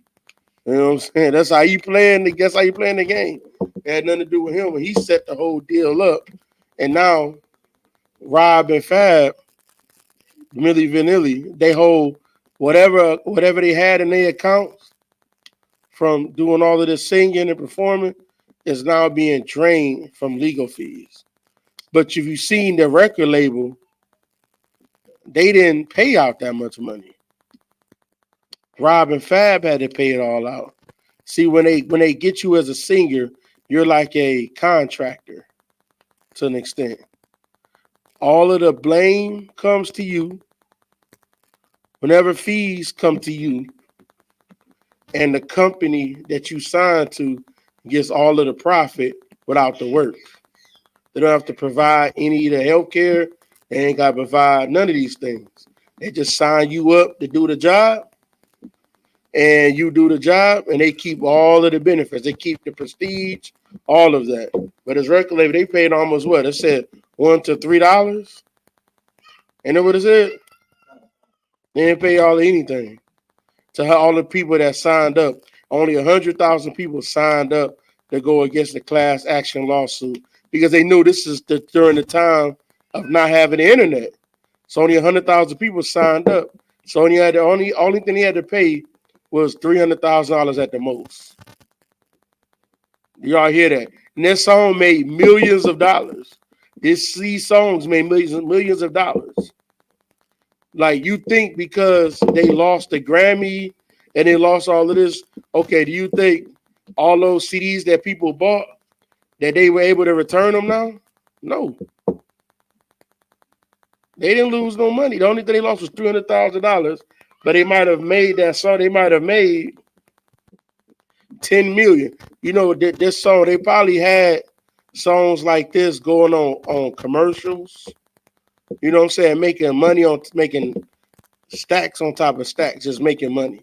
And then that's what happened. So, and now that's all he had to pay out. But Rob and Fab, who was getting their money last, say if the song made $10 million, Rob and Fab might have gotten about 500,000, but they got to pay all the damn legal fees. So all the legal fees hitting them, they got to pay all their money they had, they 500,000 they had into it. But then the record label only had to pay 300,000, and they made almost $10 million off of it. So that just show you that our oppressor is the devil, right there. He keeps all the money and keeps you poor. So he made it seem like they were going to get a good life. They were going to come out of the projects. Because this is basically where they were living. They were living in the projects when they signed them.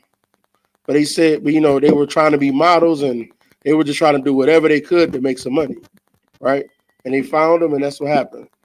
And now they made them the laughing stock of America. All right, keep going. Keep playing for me. Rob, keep playing for me. Swirling around Milli Vanilli, Frank Farian's interests were piqued once again. However, How much longer on the video? not for Rob, but for the original singers of Milli Vanilli. He would release a project under the title The Real Milli Vanilli, Moments of Truth, which prominently featured a picture of the new group, which had two of the original faces from the first album, Powell and John Davis. But also featured a bunch of new people, including the new lead singer, Ray Horton, who also apparently didn't provide any vocals to the new album either. So Frank Farian basically thought Apollo would just accept this new group again. And it really reminds me of Jillian Smith from 90 Day Fiancé, like how he catfished her and then actually continued being with her after he revealed himself. Well, the same thing he said for Milli Vanilli. This was not the real Milli Vanilli in the slightest. The real Milli Vanilli was made up of the cast of the recording of Girl You Know It's True. Now, what about Robin Thicke? In the wake of the lip-syncing scandal in 1982, they moved to LA, got new management, and got signed by a record label called TOSH Records. They would work on an album called Rob and Fab, and would even promote their lead single, We Can Get It On the Arsenio Hall show. Even though the single wasn't received as well as the work they put out as Milli Vanilli, they did satisfy their fan base, and would most likely have sold more than just 2,000 copies, had their record label not been going bankrupt. And the album was only being distributed in the United States, where in 1993, they were still considered a laughing stock. Over the next few years, Rob and Fab would slowly stop speaking to each other, as after all the hype died down and the touring stopped, Fab was still able to put down the substances they had gotten into over the course of their lives. Rob wasn't so lucky. After 2 years of drifting, TOSH Records would eventually shut its doors for good, and Rob and Fab would grow estranged. It was revealed that pop singers Milli Vanilli did not really sing on some of their recordings. Things have been going south fast for the duo. First, they lost their Grammy, and now something much worse has happened. As you have to see where those stories answer. Real Milli Vanilli didn't just give up their Grammy and slink off into the sunset. For the past year, they have told people they were working with a voice coach and planning a comeback. They said they would prove that they really can sing. Well, maybe that was all for show, because over the weekend, one member attempted suicide. Recently, it seemed that Milli Vanilli weren't losing sleep over their lip-syncing scandal. They even parodied themselves in this commercial for Carefree Gum.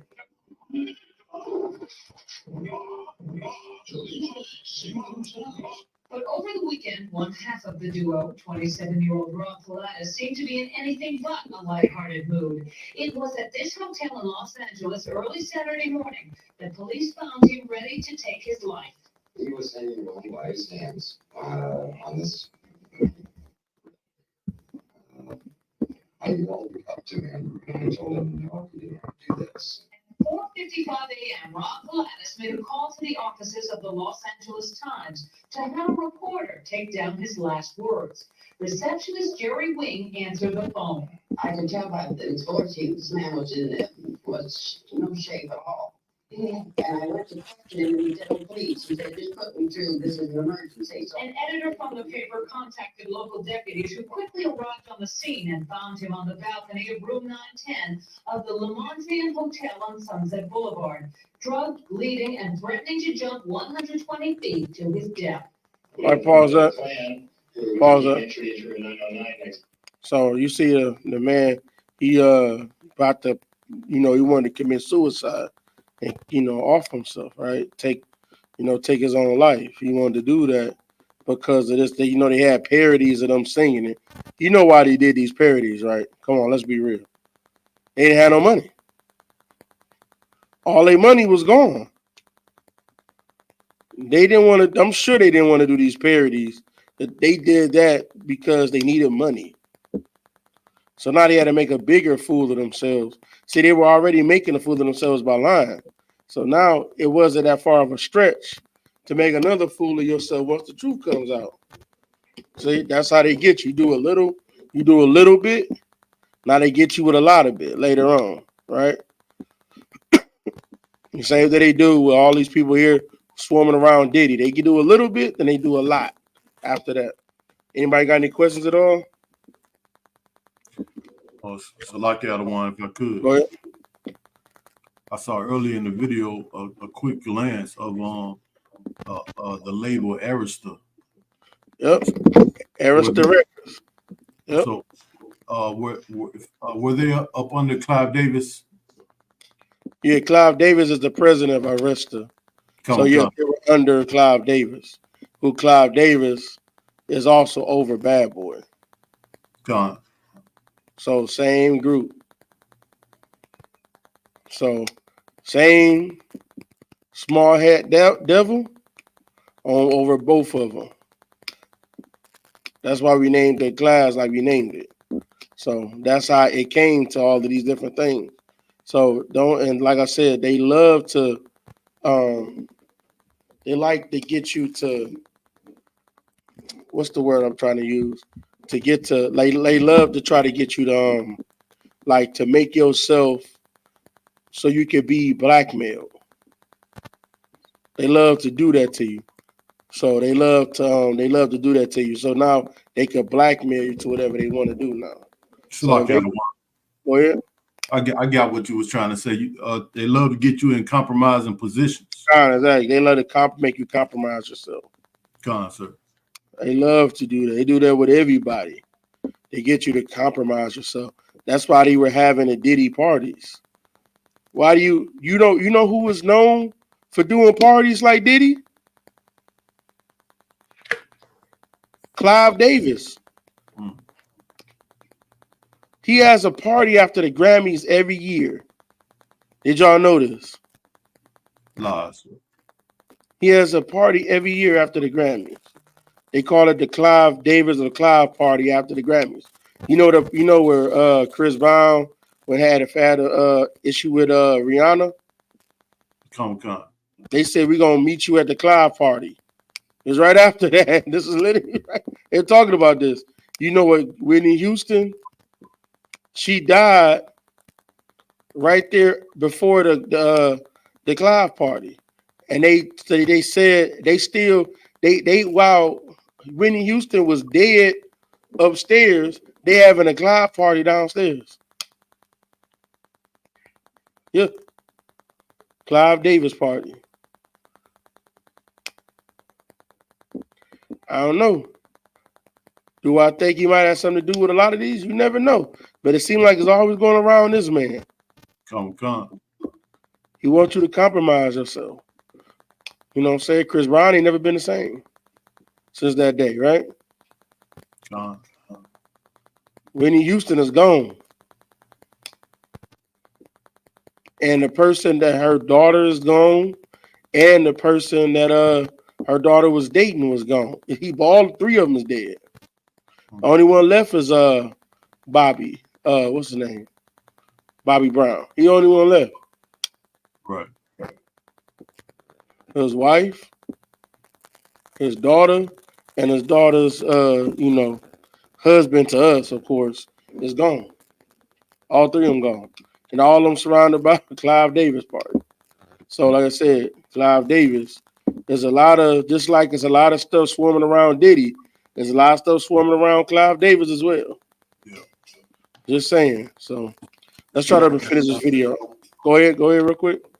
And what you were saying in the beginning of the class is basically like Diddy just a fall dummy, and they ain't gonna never touch Clyde Davis because the oppressor is the devil that the Bible speaks of. Is that what you Exactly. basically? Come on. What? Yeah. Go ahead.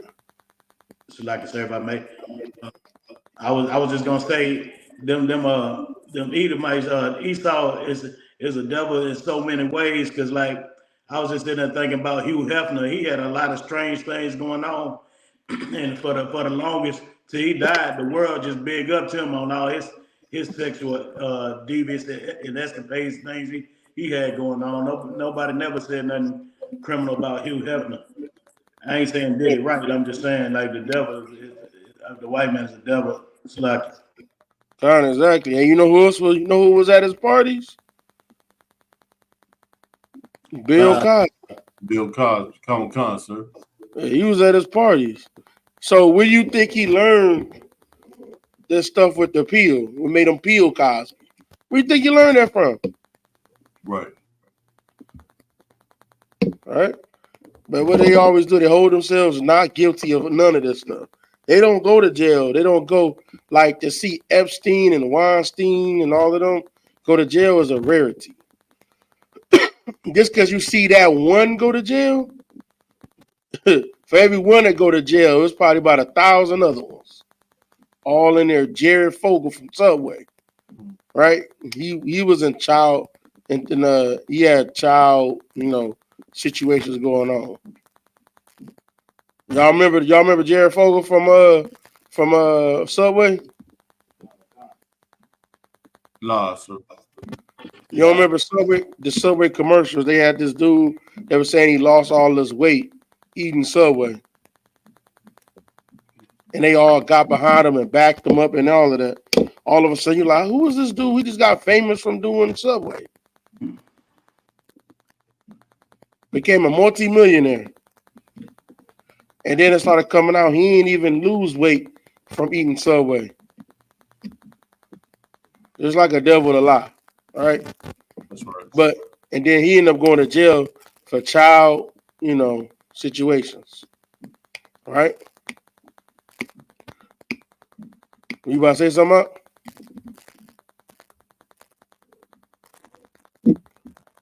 All right, go. Let's finish up the video. We're gonna wrap it on up. And once we were set in position in room 909, our station just telephoned Mr. Blaze's room, and as Mr. Blaze left the balcony to answer the telephone, we then walked across the balcony into the room and detained him. Pilatus was taken to Cedars-Sinai Medical Center and placed under 24-hour observation. Rob Pilatus is the Milli Vanilli member who seemed to have the most problems after he was labeled as a fraud and stripped of his Grammy Award. A month after the scandal was revealed, he was arrested and investigated for sexual battery. You're charged with sexual battery. But he was never charged, and he and his Milli Vanilli partner, Fab Morvan, were trying to start over. But perhaps the pressures of being deserted by the music industry and his fans were just too much to bear.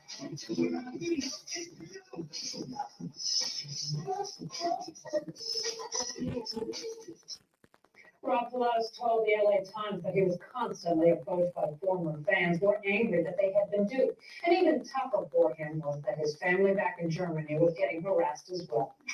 Just 4 years later, in 1997, VH1 would rip the group out of obscurity for the premiere episode of VH1's Behind the Music. This caused a major resurgence for the group, and Frank Farian did the impossible. He offered to produce one last album for the duo to hopefully help them recover some of the fame they left back in 1991. However, this time it would be their own voices. This was all Robin Fab ever wanted. And this was the first time Rob and Fab would hit the studio with Frank to record their new single, Back and in Attack. However, during the album's recording, Rob had still not recovered from 1991. While Fab was figuring his life out for the past 4 years, Rob's views had been spiraling out of control. and he committed multiple crimes while they were trying to record the album. He was sentenced to 6 months in rehabilitation and 3 months in jail. This, however, didn't stop the duo from finishing the album with Frank, though it's largely thought that Fab did a majority of the vocals on the project, since Rob just wasn't around. Finally, the dream they've had nearly a decade earlier of Frank Farian producing their voices was coming true. The only thing left to do was to promote the new project. The album was entirely done and ready for the world to hear. However, on the night before the album's promotional tour in a hotel room in Frankfurt, Germany, Rob Pilatus was found dead, having suspectedly overdosed. The comeback album would never be released and remains unheard to this day. Though was never able to get past the insults and humiliation. He retreated into another world of narcotics and violence, and in 1996 was arrested for assault. It looked like he was going to jail when help arrived from the most unlikely of places, Frank Farian. So in Germany, send somebody to bring me out of jail that people up I want people to, that was a great thing that Frank did for me. I don't think that I would have survived another month with no money, no help, no family. I could have died right yesterday and been shot. I was shot. With the help of Frank Farian. Pause real quick. Ain't that just scary? The person that sold him out because he came to help him out one time, now he's pretty much done forgiven him. That's why I think he is Israelite. Because everybody else, every other nation knows some type of justice. Except for us. We want to forgive everybody. You understand what I'm saying? So, and this man, he got himself on drugs, and they found him dead in, I believe, 1998. They found him in his hotel room dead from an overdose because of all of the humiliation that he faced dealing with what was going on out there. And, what happened, just from the whole humiliation of them being ridiculed about being, being frauds, basically. When they didn't even want it. They said, no, we're not doing it. Then they had to come at them and say, well, you signed this contract. Well, give us back the money that we gave you. Knowing that they didn't have the money. Knowing that they was poor. And they said they spent it on extensions. Come on now. I doubt they spent it on hair extensions and clothes. I'm sure they spent a portion of it. But they ate good. They went and got some good food. They went and done some of everything to try to live like normal people for a second. Because they was basically homeless. That's what what they didn't tell you. They were basically homeless before that. They were damn near living on the streets. Living in cars and living on people's couches. All right, keep playing. Let's ever try to wrap it up. How much left on there? Through drug rehab. And he was optimistic when he left for Germany in November of 1997 to make music with Frank again. But 1 month later, Rob sounded beat and tired of living under the dark cloud of Milli Vanilli. If I stay on the loser side, then I have no choice and I have to leave this life. If I cannot use this last chance, then there's no reason otherwise. On April 3rd, 1998, Rob's body was found in his hotel room near Frankfurt, Germany, by Frank Farian and his partner, Ingrid Sagi. But those who knew Rob best say that he really died on that day back in 1990 when the truth came out, and he took a fatal fall from the heights of superstar. I have not felt sad that Rob died. I felt almost happy that he's not suffering. Yes, Rob messed up. He was a mess up sometimes, He didn't always do the right thing. But I don't think anyone told him, you messed up there, but it's okay. I think they just told him that what a screw he was.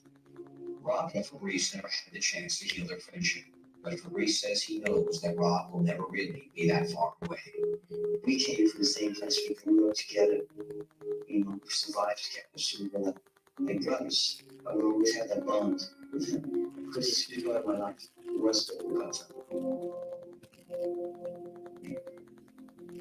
Fab would go on to start a solo career in music, releasing an album and even teased a Milli Vanilli reunion with one of the original singers from the group in 2015, but that would never come to fruition. The story of Milli Vanilli is a heartbreaking one. Two men promised fame, riches, and a career were turned into farces in front of the entire world. And I guess it just goes to show, in the wise words of Nicole Scherzinger, be careful what you wish for, because you just might get it. I get in that there. So basically, and people want to know why did the other people never came forward and said that it was them. Well, because mainly it was one guy that was there. He was like 60 some years old. He was older. He didn't want to perform anymore. He wanted to just do lay down background tracks. That's what he wanted to do. Just do this type of thing and be in the music industry. He been performing his whole life. He didn't want to do it anymore. So that's why he was like, okay, cool. They want to send me some money for doing this. Shoot, you go ahead.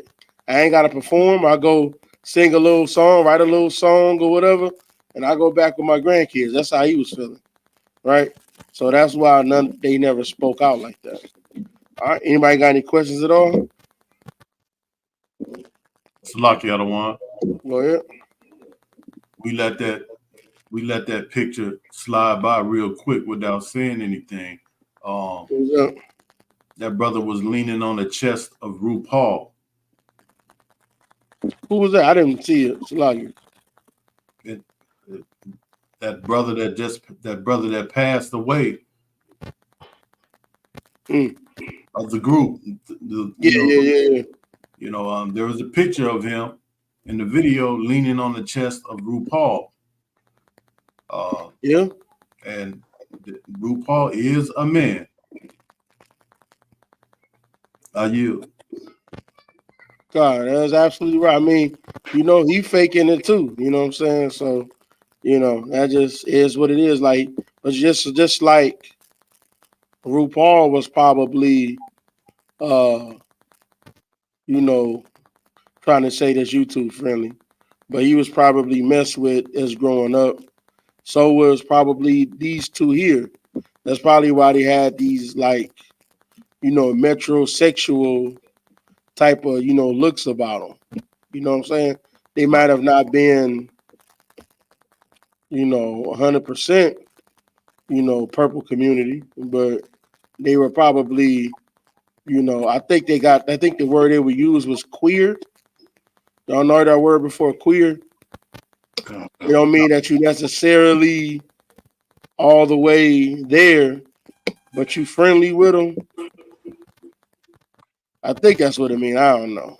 So I don't understand none of it, but from what I've seen is that's kind of what that is. It's like you dress like them, you might have appreciation for them, but you might actually be hetero when it comes to what you deal with. You found it? You didn't find what the video we was talking about? Yep. You didn't find it. It was probably about a minute, 2 minutes back, from the end. Gotcha. Salaki Adawan. Go ahead. Yeah, I saw a trooper. I saw a trooper a lot. If I may, I don't want to get into the conspiracy theories like the UBK don't really get into them conspiracy theories, but it's been so many times to say like that Hollywood they making boys be gay to get off in there, and I was just thinking about what drive all these people to overdosing and all that, and I think about a lot of kids like Rudy Huxtable. When I was a kid, she was like everybody liked her, and just so many kids, Macaulay Culkins, that was cool when they was kids. But it's Hollywood do something to people that make them turn out to not be the star that they seem like they would have been if they had just kept going their route. And I'm just guessing when I say that they probably do a lot of strange things and make them people keep secrets and stuff like that, and turn them into drug heads, and a lot of people probably do overdose off all they got to keep quiet and all they done been through. Yeah, that's what they do. They put them hush them because they then finally achieved the success. They feeding their whole families, man. They feeding everybody like those child stars. They feeding their families now.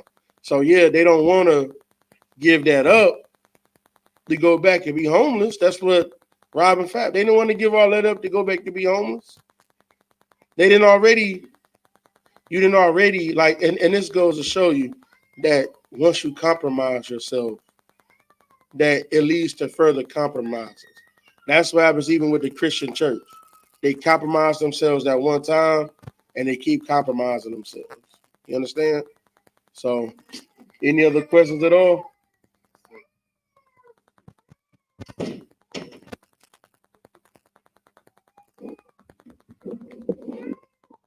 Salaki Adawan, Go ahead. real quick.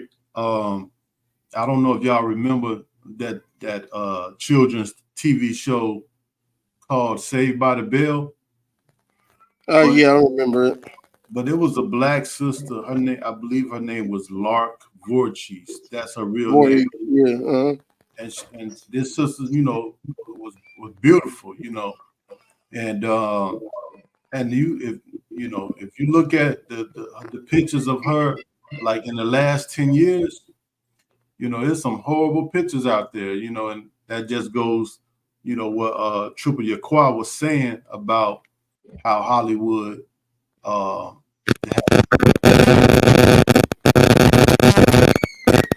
has destroyed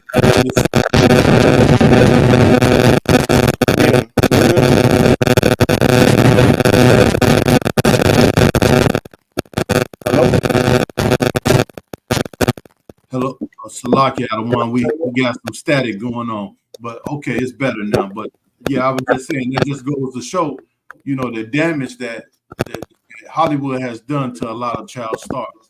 I yield. Yeah, they done a lot of damage to them. That's why, like you said, she's like what they said. The thing with Lark Warriors, I remember I was looking at that too at one point.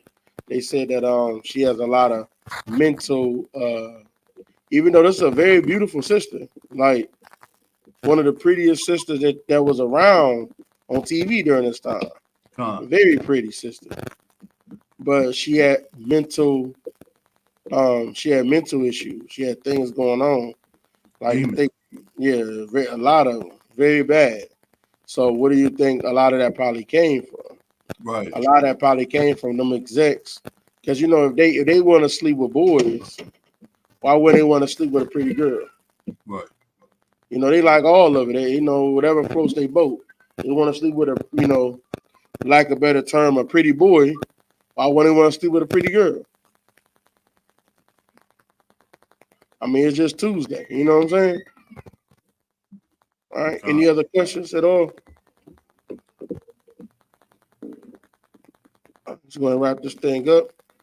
I pass the class over to Precinct Officer 50 of the Pops Rob.